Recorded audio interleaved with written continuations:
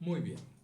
Simeón, el nuevo teólogo, aborda gran parte de sus capítulos prácticos y teológicos en el contexto de la lucha que los espirituales llevan adelante contra los demonios, o contra el demonio, el adversario, o si prefieren, los logismoi o los pensamientos que abordan los intentos ascéticos del que quiere elevar su alma a Dios. Es importante recordar que el ángel caído cumple la función de adversario y que del mismo modo que el infortunio en nuestra vida cotidiana puede servir para que nuestra alma se fortalezca y para que se eleve nuestro inmaterial hacia la altura a la que fue concebido en su origen. Quiero decir en otras palabras,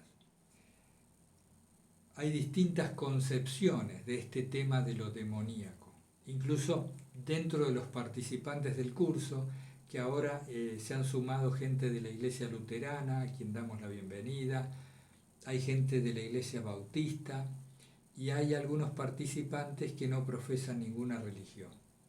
Así que en esta mixtura que se está haciendo, me parece que podemos enriquecernos mucho todos. Y por eso es necesario también ampliar un poco el lenguaje y permitir estos diferentes puntos de vista sobre el mismo tema. ¿Cuál es el tema? Los obstáculos hacia la oración pura, aquello que se opone a nuestra unión con Dios.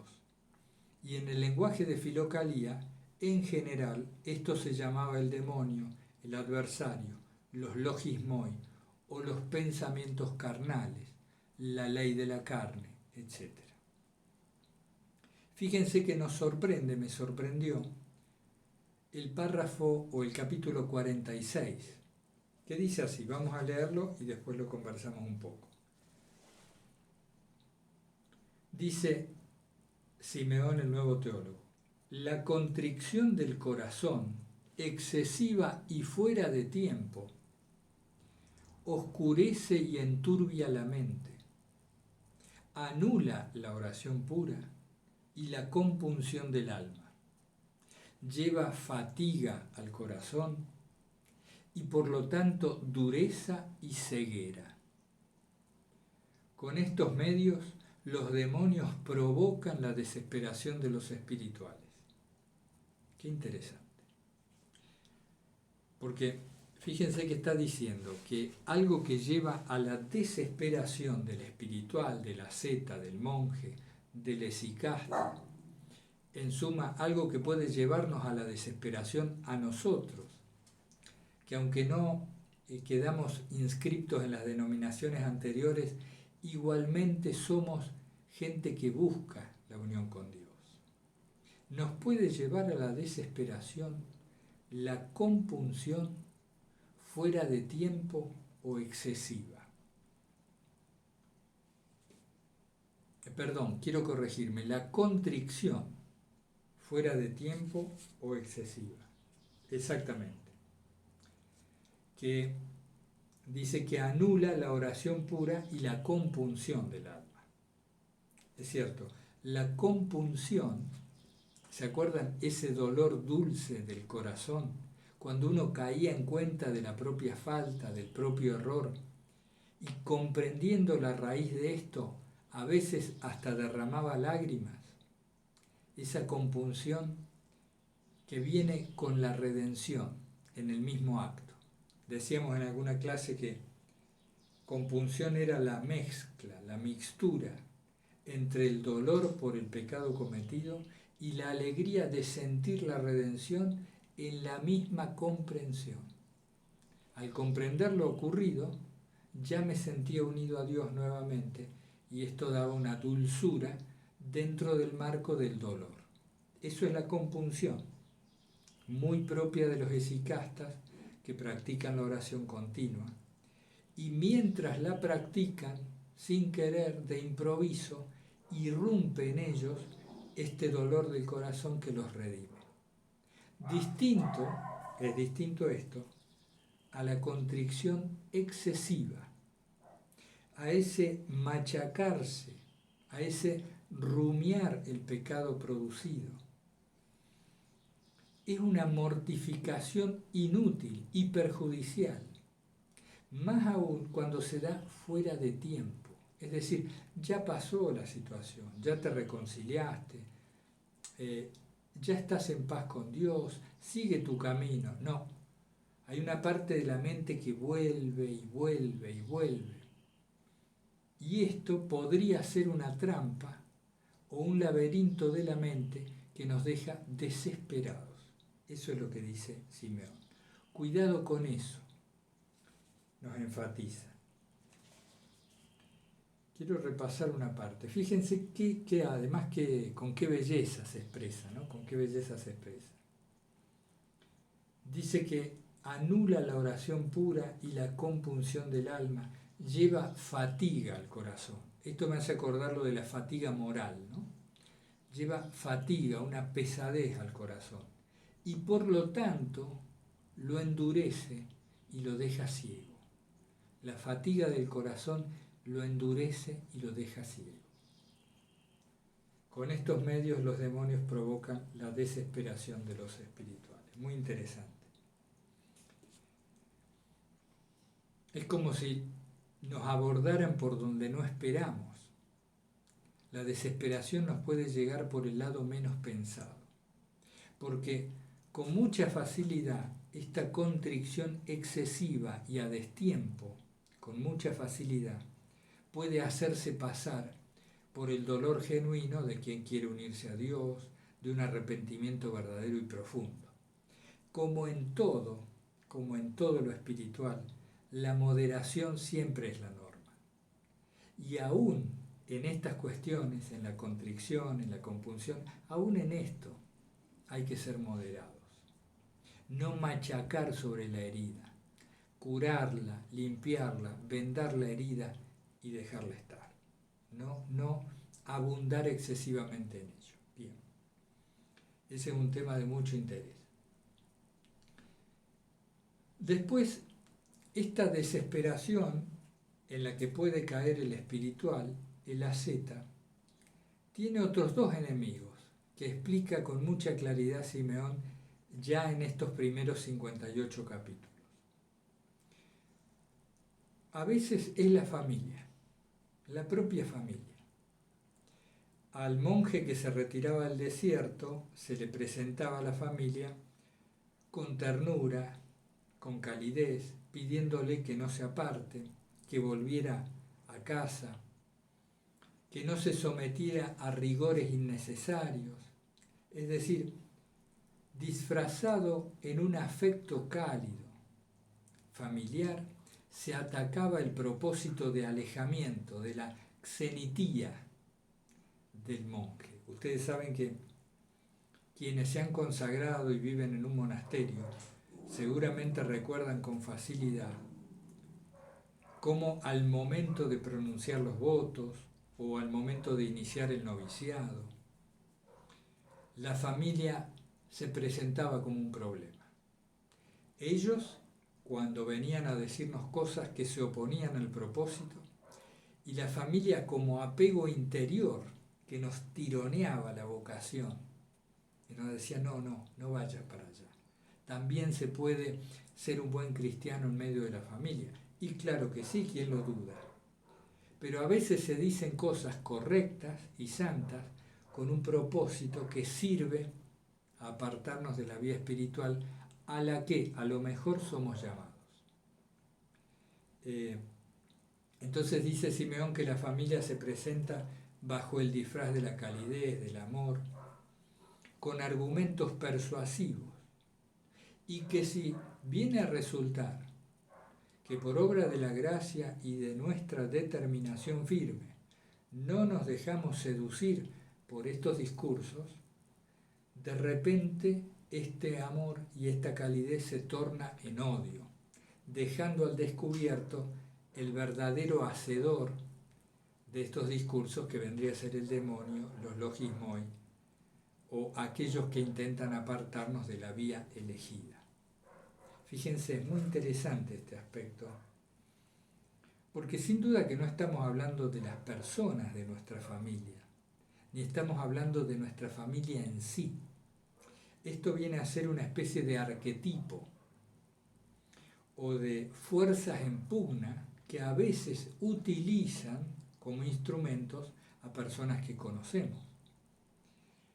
¿Qué es lo interesante? El disfraz del afecto, de la calidez, que en realidad se une al apego que tenemos, a la dependencia. ¿Qué es el apego sino la dependencia de algo que no es Dios? Y cómo estos apegos y este aparente afecto, después, cuando ves fracasada su intención, se muestra como lo que es, como una fuerza opuesta y contraria, que Simeón llama el odio, muestran todo su odio hacia nosotros. Ese es otro factor que lleva a la desesperación a los espirituales. Y hay un factor más, otro más, en realidad hay muchos, pero he elegido estos tres porque me han parecido significativos. Esto ya es en el monasterio, o en el cenobio, o en la familiaridad de los ascetas. Los presenta como los hipócritas, gente que parece bien intencionada y complaciente, y que nos exhorta a abandonar aquellos rigores que juzgan como excesivos. Es decir, abandona la vía emprendida. Come un poco, dice Simeón, que nos exhortan, come un poco, no te mortifiques en demasía, descansa un poco más. No es necesario que ores, que realices una vigilia de tantas horas. Ubíquense ustedes que estamos hablando en el contexto filócalo, de filocalía, donde esta gente hacía vigilias extensas, ayunos duros, practicaban un ora et labora e incluso daban el fruto de su trabajo a los pobres, es decir, una vida dura. En ese contexto se presentaban otros espirituales o allegados que los exhortaban a aflojar el yugo, a ablandar el yugo. Y lo hacían no ya con el argumento familiar del afecto y del amor filial, sino que lo hacían como una forma de cuidar la propia espiritualidad. Es decir, no te excedas porque esto te va a hacer mal en tu camino espiritual. Es un argumento aún más hábil. O, por ejemplo, no te excedas en la ascesis porque vas a caer en el orgullo. Entonces, claro, es un argumento hábil, inteligente. Pero dice Simeón que nos podemos apercibir de esto cuando al perseverar nosotros humildemente, estos muestran su verdadero rostro nuevamente a través de la ira, ¿no? De la cólera, de la crítica y del juzgamiento tenaz y cruel. Y dice también Simeón que cuando ya se ha llegado a este grado de explicitación de las intenciones reales, buscan que nos vayamos del monasterio. ¿Por qué? Porque el que es orgulloso y vanaglorioso no puede convivir con el que recibe afecto genuino siendo humilde. Es decir, este que es humilde y que no pretende nada es querido por los demás, supongamos por los otros monjes, los otros cenobitas, y yo, que valgo tanto y que me lo merezco, soy reprobado. Y entonces ahí se mostraba la verdadera cara de estos complacientes, hipócritas y demás. Así que ahí tenemos, ¿no? Lo de la contrición excesiva y a destiempo, y la familia y estos complacientes cercanos, quizá en la misma vía espiritual, que son factor de desvío. ¿Qué más hace caer en la desesperación a los espirituales? El abandono por negligencia de lo adquirido. Habiendo emprendido el camino y habiendo sorteado ya algunas dificultades, por negligencia, por dejadez o por dejarnos seducir con alguno de estos discursos, abandonamos. ¿Abandonamos qué? A lo mejor es algún vicio que se había logrado superar por obra de voluntad y por obra de la gracia mancomunadamente. Algún vicio que se había logrado superar y se vuelve a caer en él. Alguna práctica en la que nos habíamos hecho aparentemente fuertes, que se abandona. Y esto es después como un desbarrancamiento. Es decir, lo que puede presentarse como una pequeña morigeración, una pequeña moderación en algo de lo elegido, da pie a que luego caigamos por la escalera hacia abajo. Bueno, esto admite muchos más comentarios, pero no quiero excederme en el tiempo. Si a esto lo adaptamos a nuestro cotidiano, a nuestro día a día, que está muy lejos del cenobio, a lo mejor del desierto o del eremitismo, por lo que conozco de muchos de ustedes, pasan su día en un comercio atendiendo al público, otros hasta en bancos, manejando dinero, hablando con clientes. Hay de todo tipo de profesiones entre nosotros. Entonces, veamos cómo se traduce esto a nuestro cotidiano. Cada uno puede ver por dónde va el asunto. Bien, ahora continuamos. Muy bien. Continuemos con estos primeros 58 capítulos de los capítulos prácticos y teológicos de Simeón el Nuevo Teólogo. En varios párrafos, varias partes del texto, ustedes van a ver que Simeón, con su lenguaje duro, ustedes acuérdense que, como se decía en la introducción, o como se dice en los audios que pueden escuchar, Simeón había tenido una gracia muy especial. Primero, encontrar un gran maestro espiritual como fue Simeón el Pío. Y él tuvo la gracia de ser un teóforo, digo Simeón el Nuevo Teólogo, así como su maestro. Eran teóforos, portadores de la luz, estaban imbuidos de la gracia del Espíritu Santo. Eran verdaderos iluminados por la gracia. Entonces, por supuesto, esto los llevaba a una coherencia de vida y un modo de ser y de estar que por supuesto no es fácil para el común de los mortales. Entonces, por allí cuando lo leemos, se expresa con lo que para nosotros resulta a veces demasiada dureza, demasiada intransigencia o extremismo. Sin embargo, como vimos también en la introducción, después se ablanda un poco mientras más discípulos va orientando, va aconsejando, empieza a comprender que no todo el mundo ha tenido esta gracia que a él le ha tocado y entonces se ablanda un poco.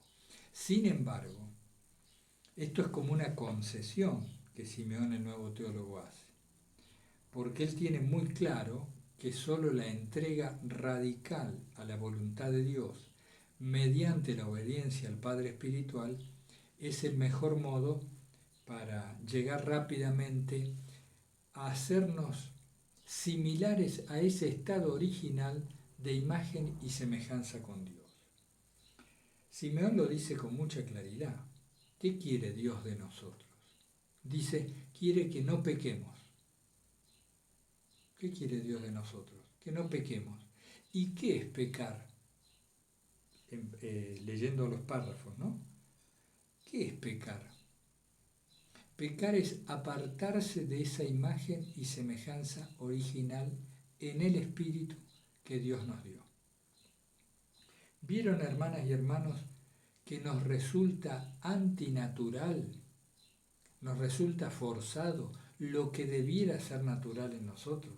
Por ejemplo, yo tomé nota.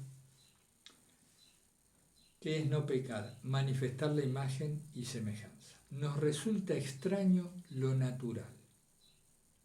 Yo apunté 4 factores a modo de ejemplo, como para buscar ejemplos que nos ayuden a entender esto. La pureza, la cooperación, el buen talante y la necesidad de pocas cosas. A ver, mirar con pureza a los semejantes, mirar con pureza, debiera ser lo natural. Sin embargo, nuestra mirada, con el correr del tiempo y de la cultura, en ese proceso de caída en el que pareciera haberse sumido el ser humano, nuestra mirada se ha tornado centrípeta. Vieron que hay dos tipos de fuerza, la centrífuga y la centrípeta. Nuestra mirada se ha tornado en un para mí. Todo es para mí, incluso el modo de mirar. Entonces, por ejemplo, en el tema de mirar al semejante, empezamos a verlo, por ejemplo, en función del género. Y cuando lo miramos en función del género, muchas veces esta mirada involucra una falta de pureza en el sentido que en esa mirada misma ya hay un para mí escondido, una apetencia, una ínfula de la carne. Solo por dar un ejemplo. Ustedes vieron que los chicos, cuando son chicos, cuando todavía no están contaminados por la cultura de la posesividad, de la separatividad, de la apropiación de la percepción, cuando todavía son puros, más parecidos al estado original, juegan entre los diferentes sexos a cualquier juego que jueguen sin meter este tema del género. Se relacionan con total naturalidad y libertad. Entonces alguien puede decir, bueno, no, pero después aparecen las hormonas. Claro, sí, pero no por eso, no por la aparición de estos humores corporales, debiera aparecer la mirada apropiativa y separatista. Quizá, espero haberme explicado. Allí tenemos un factor, la mirada con pureza, naturalmente sin apropiación del otro. Es decir, ver al otro no como un posible para mí, sino en todo caso para sí. Ese es un factor. Otro, el de la cooperación. ¿Vieron cuán difícil nos resulta muchas veces cooperar? En la vida de todos los días, la cooperación parece exigir esfuerzo, mucha organización, y enseguida aparecen diversas formas de control de esta organización. Nuestra sociedad está plagada de controles, unos sobre otros. El sello de acá, el sello de allá, el formulario de aquí, el formulario de allá. Escalón sobre escalón que supervisa al otro escalón. Y después hay un supervisor del supervisor y así siguiendo. ¿Por qué? Porque la desconfianza lo atraviesa todo. Y esto no es infundado. ¿Por qué la desconfianza lo atraviesa todo? Porque hemos comprendido el egoísmo en el que vivimos. Es como si se diera por hecho que el que puede te roba, el que puede te aplasta, el que puede te quita, te aprisiona, te oprime. Es decir, estamos muy lejos de la imagen y semejanza en la cual fuimos creados. Por eso la pureza y la cooperación nos parecen difíciles. Hay que esforzarse para acomodarse en esa postura. ¿Qué más? El buen talante, el contento. ¿No es cierto que solemos admirar a las personas que siempre están contentas? ¿No es cierto que solemos hablar con otros y decir, mira vos, qué contento que estás siempre? Nos resulta extraño el buen talante, siendo que este es el estado natural del hecho de estar vivo, del hecho de ser consciente. Y a menos que haya una afección de salud muy delicada, muy dolorosa, ese debiera ser el estado en que todos nos encontramos. Perdón, pero también nos resulta extraño. Y por último, la poca necesidad de cosas. Si escuchan un sonido extraño, es Simona jugando con un hueso, que lo agarra y lo tira contra el piso, lo agarra y lo tira contra el piso. Simona y Gino ya se les han hecho familiares. Les decía, naturalmente el ser humano no necesita muchas cosas, no necesita muchas cosas. Necesita de beber, de comer, abrigo, necesita lo gregario, relacionarse con otros, la amistad, el afecto, un punto al cual aplicar su energía de trabajo, su enorme potencial energético, y sobre todo necesita un significado en la vida, esto es sentirse unido a Dios o al propósito mayor que lo abarca. Y ya está, pare de contar. Pero hoy en día estamos enormemente distantes de eso. Necesitamos tantas cosas en todos los órdenes, mejor dicho, nos parece necesitar. De allí, continúo con Simeón, de allí que él habla con frecuencia del odio al mundo. Por eso empecé diciendo esto del lenguaje duro y de por qué Simeón se expresaba así y demás. Vuelvo al punto. Él enfatiza con frecuencia en los capítulos el odio al mundo, la necesidad de odiar al mundo. Claro, suena horrible. Simeón nos está diciendo, en realidad, desde lo que creo, desde mi punto de vista, que el odio ha de dirigirse contra los valores reinantes en el mundo. Esto es importante. No es un odio a la creación de Dios. No es que debemos odiar a los demás, a las actividades que se ven en el mundo naturales y las que despliega el ser humano construyendo, haciendo, progresando, sino los valores reinantes en el mundo. Pero claro, en Filocalía y en muchos otros textos, sobre todo antiguos, no se explicita muchas veces esta diferencia. Se dice alejarse del mundo, odio al mundo. Recuerden que el alejamiento ha de ser sobre todo interior. El enemigo del espiritual es el apego. Veamos con un poquito más de detenimiento esto del apego. ¿Cuál es el problema? ¿Cuál es el problema que se opone a la oración pura, al estado de contento, a esa liviandad del cuerpo y de la mente que nos permite estar en presencia de Dios? El apego surge de un placer y del acostumbramiento a un determinado tipo de placer. ¿Qué pasa? Mecánicamente, automáticamente, el placer busca repetición. El placer en su misma esencia busca nuevamente ser manifestado. Es decir, todo lo que me ha producido un gran placer me va a producir posteriormente un gran deseo de ser repetido. Esto es el apego.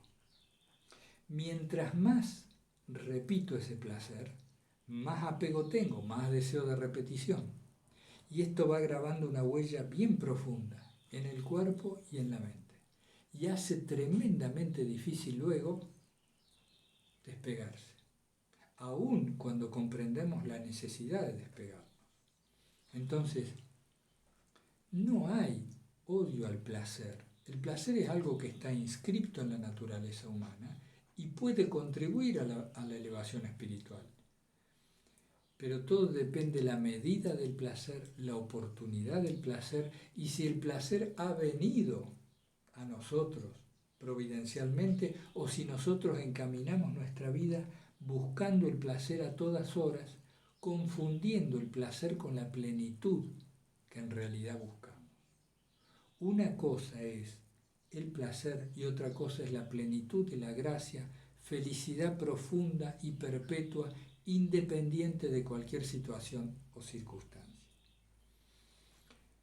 Entonces, aterricémoslo más. Sí, yo me acuerdo en mi casa cuando era joven, se hacían grandes asados. Acá en Argentina, ustedes saben, el asado es una comida habitual, o era, cuando eran mejores las épocas económicas. Se hacían grandes asados, ¿no? Asados con mucha grasa, con condimento. Era una variedad de sabores, de aromas. Era un tremendo placer. Yo me acuerdo que esto se hacía en los mediodías.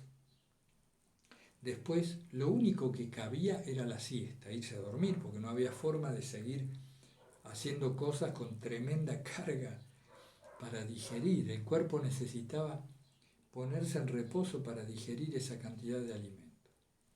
Entonces, como también lo dice Simeón, a ver si tengo el párrafo a mano, acá lo tengo. El párrafo 49. La asidia y la pesadez del cuerpo que le vienen al alma de la pereza y la dejadez, alejan de la regla habitual y traen ofuscación y descorazonamiento a la mente.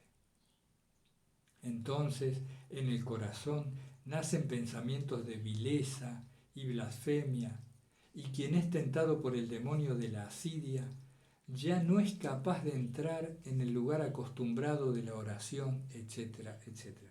Capítulo 49.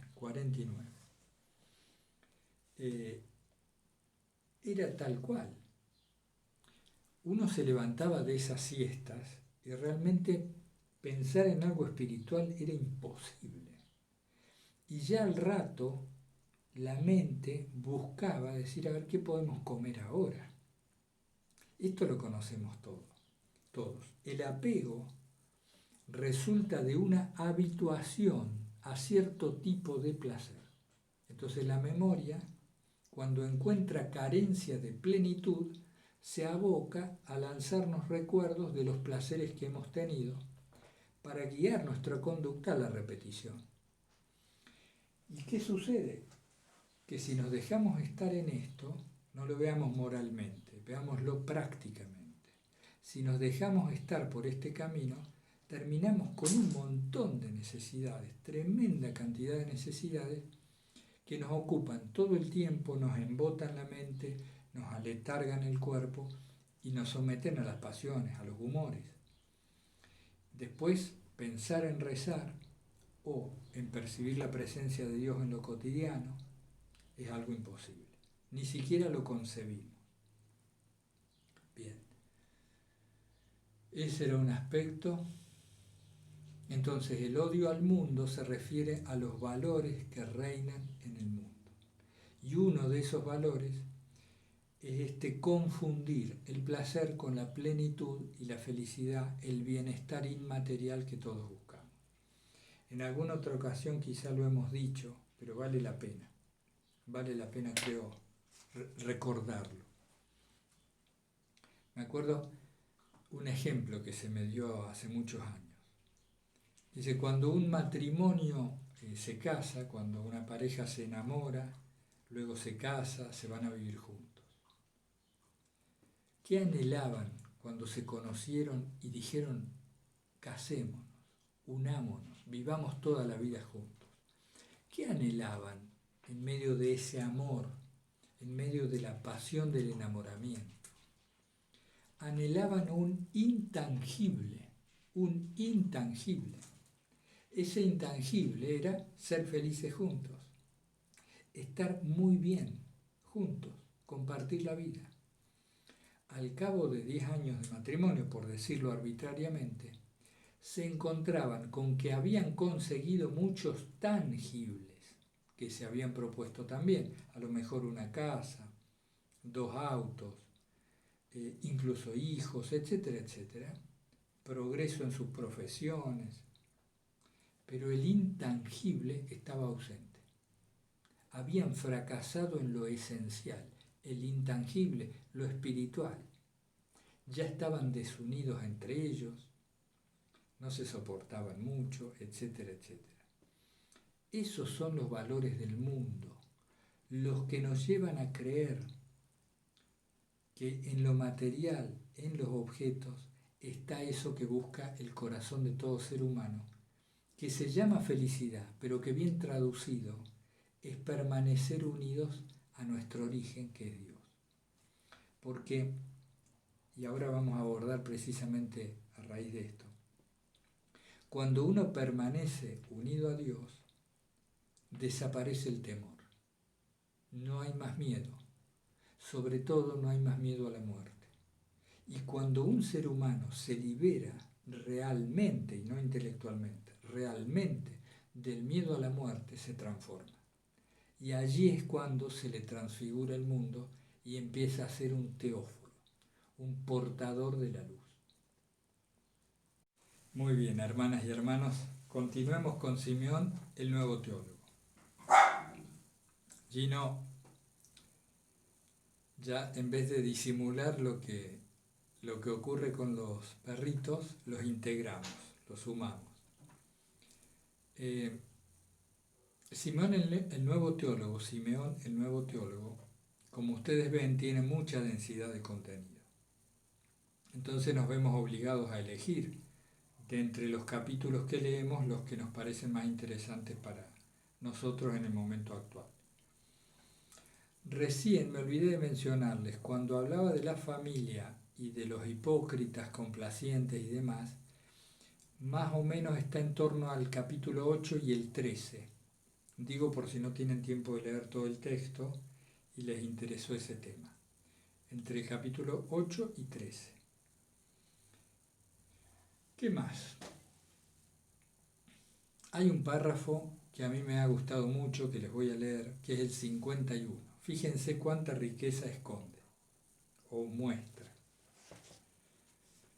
Dice así: quien teme al Señor no teme ni los ímpetus de los demonios, ni sus ataques impotentes, ni tampoco las amenazas de hombres malvados, sino que, semejante en todo a una llama o a un fuego encendido, semejante en todo a una llama o a un fuego encendido, va a todas partes por lugares secretos y oscuros, de día y de noche, ahuyentando los demonios, que huyen de él más que él de ellos. Los demonios huyen de él más que él de ellos, para no ser abrasados por el rayo de fuego divino que se desprende de él, ¿no? Me pareció muy bueno esto de que los demonios huyen del teóforo, del que está encendido por la gracia del Espíritu Santo. Él no teme ir por lugares oscuros, abandonados, peligrosos. Yo me acuerdo cuando conversaba esto con quien fuera mi padre espiritual, esta parte del temor, ¿no? Cuando él dice, quien teme al Señor se hace acreedor de estos bienes. Entonces yo, formado en esta cultura, le decía algo así como decir, pero esto de temer al Señor a mí no me encaja, no me gusta, porque yo no le quiero temer a Dios, no quiero tenerle miedo a Dios y en virtud de ese miedo entonces andar derechito por la vida, andar ahí con el temor a equivocarme.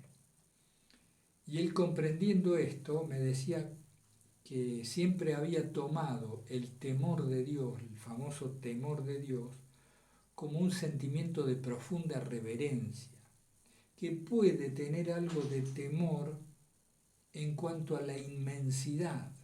Es decir, es tan grande, es tan inabarcable el misterio de Dios, que sin duda algo de temor aparece en el alma, pero sobre todo la reverencia, que es distinto, implica una cierta unción, tanto cuando uno piensa en Dios como cuando uno intenta ponerse en su presencia. Implica una unción reverente. Estas dos palabras eran muy usadas, la unción reverente. Entonces allí empecé a comprender mejor a qué aludían los espirituales, quizá, cuando se referían al temor de Dios. Porque me costaba, insisto, me costaba encajar esto del temor como un motor de la gracia, del fuego del corazón. Después fui comprendiendo mejor y quizás les sirva este comentario. Entonces ahí teníamos el capítulo 51. Bueno, hay un aspecto importante que es muy molesto de ver, muy molesto de ver. Yo creo que es en este mismo capítulo, perdonen, a ver, ya lo reviso bien exactamente para darles la mención del párrafo, no quiero interrumpir ahora el vídeo. Hay algo muy molesto de ver y de que se nos diga. Consiste en lo siguiente: cada uno juzga a los demás en base al propio estado. Cada uno juzga a los demás en base al propio estado. Esto quiere decir que cuando nosotros vemos el mal en el otro, lo estamos viendo desde el sitio en el cual en nosotros anida el mal. En otras palabras, si miro lo negativo en el otro, antes que nada lo puedo ver en el otro porque lo tengo en mí. Esto a mí me produce una rebelión absoluta. ¿Cómo puede ser esto? No puede ser que semejante vicio, semejante cosa que estoy viendo en el otro esté en mí. Entonces se me explicaba, hablando de Filocalía, ¿no? Siempre era en el contexto de estos escritos, se me explicaba que uno no puede acoger una forma determinada en sí si no tiene ya en él la forma que reciba ese fenómeno. Suena muy abstracto y difícil. Veámoslo de otro modo, a ver si lo ponemos más sencillo. Si uno no tiene un ojo, no puede ver la luz. ¿Por qué veo la luz? Porque tengo sentidos preparados para verla. Si escucho sonidos, es porque tengo sentidos receptores capaces de recibir, de acoger los sonidos.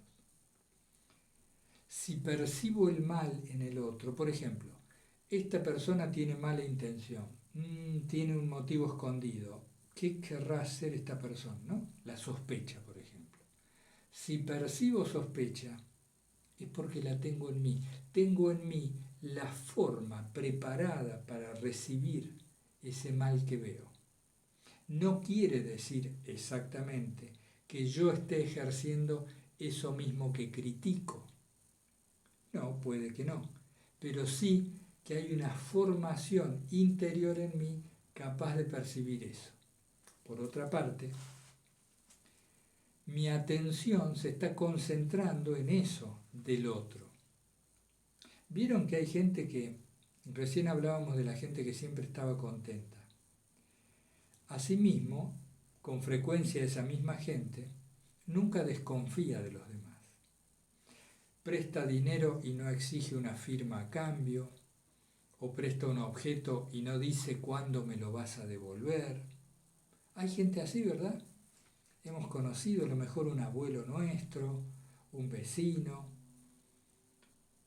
gente que pareciera naturalmente generosa y confiada, es decir, con fe.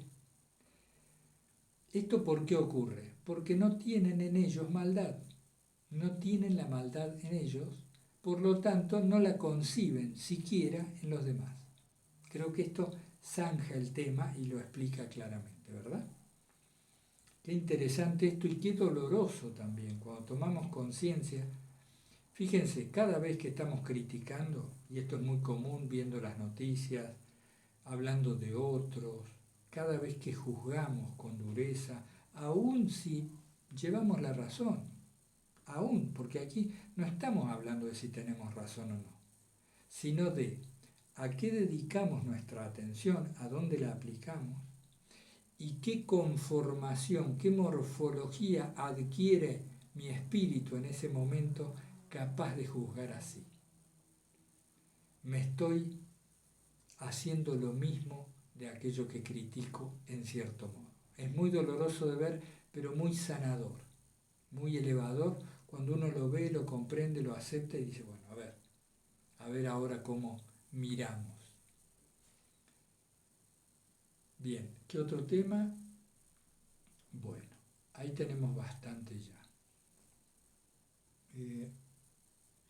Les pido disculpas, ahora mismo mientras estoy grabando, y creo que ya ocurrió en la clase anterior, yo veo que el vídeo como que va cambiando de brillo la filmación. La verdad que no sé bien a qué se debe, vamos a investigar un poco, así mejoramos un poco la calidad técnica de los vídeos. Pero sé que cuento con la paciencia de ustedes y que lo que importa no es tanto si se me ve con más o menos luz, sino lo que comentamos, lo que vamos transmitiendo juntos. Habíamos dicho ya al principio del curso de aplicarnos siempre a algo práctico, ¿verdad? De tratar de llevar algo para aterrizarlo en lo cotidiano, en nuestra vida de todos los días. En nuestro monasterio íntimo. ¿Cuál es? La familia. Quienes viven en un monasterio ya lo tienen externamente. Pero nosotros tenemos que hacer de nuestra casa un monasterio o un desierto o una ermita y de nuestro corazón un templo donde se canten perpetuas alabanzas o se practique la oración incesante e ininterrumpida. Es un lindo propósito, ¿verdad? Entonces tenemos que bajar al cotidiano estas enseñanzas, estas lecturas.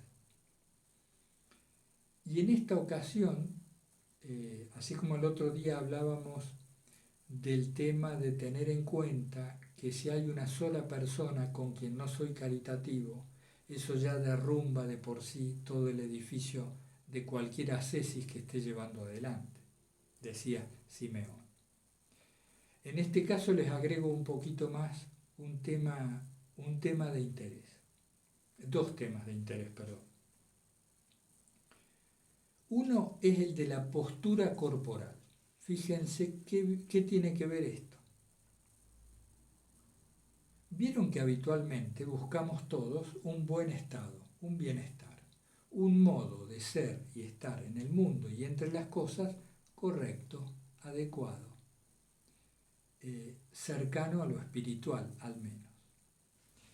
Pero muchas veces nos encontramos decaídos, deprimidos, fastidiados, quejosos, inquietos, angustiados, etcétera, etcétera. Cuando esto ocurre, es decir, cuando advertimos, cuando tenemos la gracia de darnos cuenta que nos hemos salido del centro, que estamos lejos del corazón, cuando esto nos ocurre, ¿qué hacer? ¿Queremos salir realmente del estado ese? Eso es lo primero. ¿Quiero salir de este estado o quiero ponerme a rumiar con la mente acerca de este estado para encontrar motivos que justifiquen mi fastidio, mi malestar, mi queja, mi depresión? Esto es fundamental. ¿Quiero salir del estado? Por supuesto que sí, por supuesto que sí. Entonces, ¿queremos una herramienta rápida para salir del estado? Advierte tu postura corporal en el momento del mal estado, del fastidio, de la depresión, etc. ¿Cómo es tu postura? Y vas a ver que hay una íntima correlación entre postura corporal y el estado anímico, el estado del alma, de psique. Entonces, una herramienta muy a mano que cualquiera de nosotros puede aplicar es cambiar la postura corporal como si tuviéramos el estado anhelado. Esto por lo general es una postura erguida, el pecho abierto, los hombros expandidos, de manera que las emociones y el corazón estén abiertos, y sobre todo que el cuerpo esté erecto, no encorvado, no oprimido. A mí se me dijo, lo puse en práctica y es verdad. No se puede permanecer en un mal estado anímico en un cuerpo con una correcta postura corporal. Esto tiene un breve retardo de 3-5 minutos donde ustedes van a notar, repito, si queremos salir del estado, que al modificar la postura se restablece la circulación de la energía, lo que quieran llamar el espíritu, la gracia circula mejor como les guste, y ya nos mejora el estado mental y nos permite recordar las enseñanzas, recordar la oración de Jesús, recordar el propósito del día o de la semana, recordar nuestra regla de vida o la enseñanza de ese santo que tomamos como un maestro espiritual, como un guía. Porque cuando caemos debajo de cierto rango, de cierto umbral, que a todos nos pasa, cuando nos deprimimos, caemos en la ansiedad, en suma, cuando nos descentramos, es difícil asomar la cabeza. Es como si estuviéramos debajo del agua y no pudiéramos sacar un periscopio, ¿no? Como los submarinos que sacan el periscopio y ya pueden ver el horizonte. Eso necesitamos. ¿Cómo hacemos eso? Si usted tiene ya la capacidad de acordarse de la oración y de empezar a repetirla, está solucionado el problema. Pero a veces no podemos ni siquiera empezar a repetir la oración con la mente, ni siquiera. Entonces, ¿qué? Cambiar la postura, levantar el rostro, respirar y mantenernos así de 3 a 5 minutos. Sé que esto lo hemos hablado, pero lo repito, me parece oportuno, porque lo olvidamos con facilidad, que tenemos una herramienta muy técnica, muy práctica, que nos saca del pozo y ya nos sitúa con otra posibilidad, con otro horizonte. Bien, este era uno de los temas prácticos que quería comentarles. Para no extenderme mucho, voy al otro. En las distintas culturas hay muchas coincidencias. Una de estas coincidencias radica en la siguiente afirmación que se dice con distintas palabras según la religión y según la cultura. En el ser humano viven 3 tendencias, por decirlo así a grosso modo. La tendencia al letargo, a la pereza, la tendencia a la actividad, a la pasión, y la tendencia a lo espiritual, a lo más puro o al ser. Quienes se han dedicado mucho a esto y lo han categorizado con mucha precisión y demás, son por ejemplo los hindúes, que han hablado de las 3 gunas. La guna tamas, que es la de la pereza, la del letargo, la de la inercia, la guna rajas, la de la actividad, la de la pasión, y la guna sádvica, que es la del ser, la de lo espiritual, la que vendría a ser en el cristianismo y en el cristianismo filócalo, la actividad propia del nous, de la parte contemplativa del alma. Entonces, ¿cuál es la práctica? ¿Por qué me meto en este tema? Para decirles algo que es muy útil. De vez en cuando, en estos periódicos detenimientos que solemos hacer durante el día para volver a la oración o para atendernos a nosotros mismos, o esos instantes donde paramos la máquina para tratar de percibir la presencia de Dios, también se puede hacer lo siguiente: preguntarse, ¿qué tendencia está actuando en mí en este momento? ¿Cuál de estas 3 fuerzas está predominando y rigiendo, gobernando mi actividad? ¿La inercia, la pereza, el letargo? Porque esto no es solo físico, abarca el cuerpo, la mente y tironea al espíritu. La inercia o la actividad y la pasión, porque está bien tener actividad, pero siempre y cuando no sea excesiva y nos lleve a una exteriorización. Que la exteriorización, al igual que la inercia y el letargo, también tironea al espíritu y lo saca del centro y lo arroja hacia el mundo, hacia los valores del mundo. O estoy en lo que mejor conviene, que es en esa tendencia a ver las cosas desde el espíritu, a estar atentos a la gracia y buscando, aunque sea, la unión con Dios. Ahí tenemos esas 2 prácticas, ejercicios bien procedimentales, como serían la atención a la postura del cuerpo para salir de un mal estado, y el caer en la cuenta de la tendencia que está actuando en ese momento en mí. Bueno, yo creo que ahí estamos con la segunda clase sobre Simeón, el nuevo teólogo. No quiero hacer extensas las cosas. Me llegan, ahora mismo me estaba llegando otro audio de los textos de Filocalía, así que poquito a poquito los vamos a ir agregando. Los vamos a ir agregando y si alguien quiere, por ejemplo, ya mismo, si alguien quiere transcribir esta clase, o por ejemplo una parte de esta clase para que no sea tanto trabajo, me lo comunica o lo pone en el comentario de esta misma página y ahí ya lo organizamos para ir distribuyendo las tareas. El audio del texto de Simeón no hace falta porque lo voy a hacer, ya voy por el 58 y vamos a completar el resto esta semana que viene, si Dios quiere. Bueno, hermanas y hermanos, un gusto compartir estas cosas con ustedes. Invoquemos la gracia de nuestro Señor Jesucristo para que seamos perseverantes en la búsqueda de la oración pura y en ese afán por permanecer en la ermita interior, en el corazón espiritual que nos permite la unión con Él. Hasta pronto.